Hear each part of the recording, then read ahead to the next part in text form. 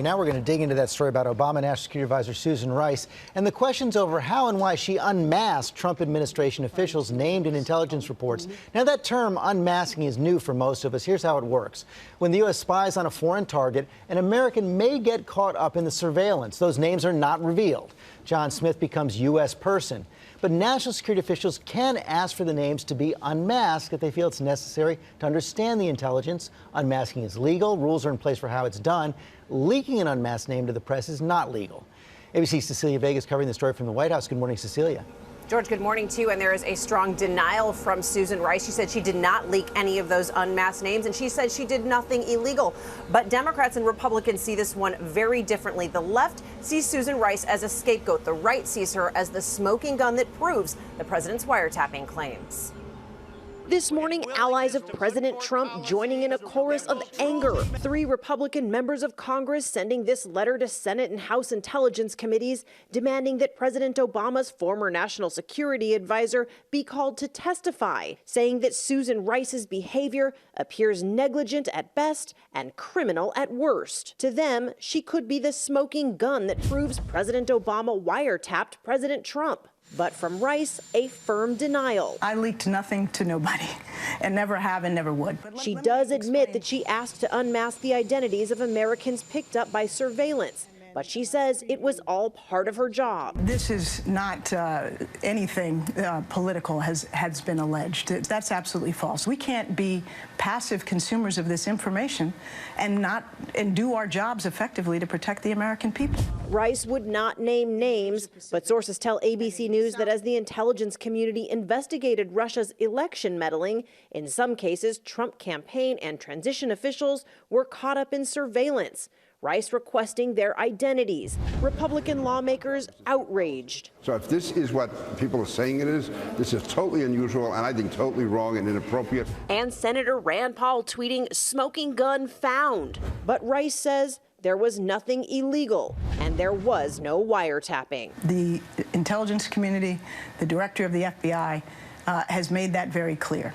There was no such collection, surveillance on Trump Tower or Trump individuals. So an adamant denial there. Another Republican calls Rice the typhoid Mary of the Obama administration. Surprisingly, the White House has been pretty restrained on this one. George, Sean Spicer calling these reports about Rice and unmasking troubling. Okay, Cecilia, thanks very much. Let's bring in John Avlon, editor-in-chief of the Daily Beast, also author of the new book, Washington's Farewell, Founding Fathers' Warning to Future Generations. Thanks for coming in. John, let's try to unpack this whole unmasking controversy, if it is indeed a controversy. As Cecilia said in the piece, unmasking legal, proper, routine for national security officials. If that information were leaked, that would be a problem. Yes. That's exactly right. But there's not evidence at this point. It also goes to the intent of any unmasking. What's happening here is obviously it's the politicization of national security, an attempt to deflect from the focus of much of the energetic point on Capitol Hill right now, which is the FBI investigation about possible Russian contact with the Trump transition and campaign.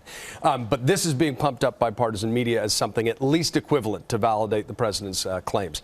And so expect a lot more. Nothing to do with the president's claims about wiretapping. Nothing to do with wiretapping at all. But that distinction is without a difference to most hardcore partisans right now, who are desperately trying to either defend the president or deflect away from the main investigation. Also in Washington, it's a busy, busy week in Washington right now. It's going on right now on the floor of the Senate. You see this filibuster by the Democrats. Jeff Merkley, the senator from Oregon, is right there talking. He's been talking through the night about Judge Gorsuch. Now, this is over, though. Come Friday, Judge Gorsuch is going to be Supreme Court Justice Neil Gorsuch. I guess the question is, will this change in the rules, this nuclear option, what kind of impact will it have down the road? Look, and that's the real story. Cut to the chase. You know, Mitch McConnell pulls the nuclear option. Gorsuch becomes a Supreme Court Justice. But it's the change of raising that level to a Supreme Court Justice. That is a change in precedent. And Democrats knew that endgame when they opposed him. And here's the real problem. The standard, as you know, isn't whether you disagree with the judge. It's whether he's qualified to sit. And he presented himself as a conservative but a conciliator. And that makes it very difficult to hold that line. So now the nuclear option applies to Supreme Court justices. Will the filibuster stand in other areas? We will see how it plays out.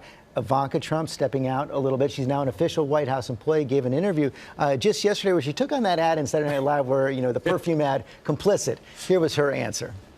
If being complicit is wanting to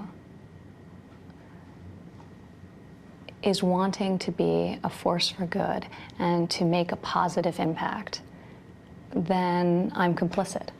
Now, it has been reported that she has been a moderating influence on her father. She also said she disagrees with him at times. But now you've got the situation where Ivanka and her husband, Jared, in many ways, the two most powerful people next to the president in the White House. Yeah, that's a problem within most American standards. I mean, it's nepotism. It's a princeling phenomena. And obviously, that's not the definition of complicit. The idea is if you're going to stand for certain values, you're going to fight for them in the White House. And how did you get there? And if it's purely based on bloodline, not personal experience, that's a problem outside America's best traditions.